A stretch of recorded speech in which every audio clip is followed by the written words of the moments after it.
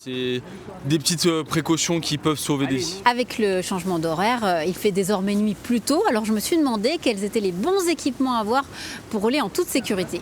Rappeler l'importance d'être vu à la tombée de la nuit, c'est ce que fait l'association Eden de Nancy, avec une opération de sensibilisation auprès des cyclistes et des trottinettistes qui sont encore nombreux à rouler sans lumière.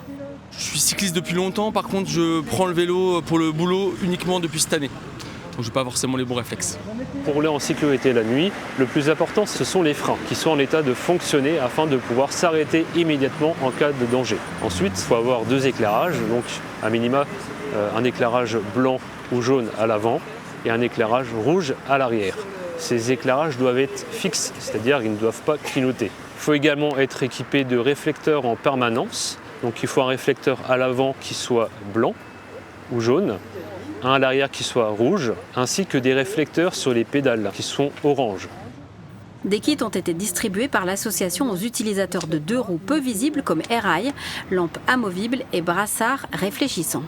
Il y a un kit, donc un éclairage pour l'avant et puis à l'arrière. Je suis cycliste depuis longtemps, en fait je vais au travail en vélo tous les jours. C'est juste le décalage horaire qui m'a surpris. Il y a deux solutions, soit je rentre plus tôt, soit effectivement si je rentre tard, j'aurai aussi le gilet, puis le brassard et puis avec l'éclairage là ça devrait aller. Rentrer plus tôt c'est pas mal aussi. Ouais, c'est peut-être la meilleure solution je pense.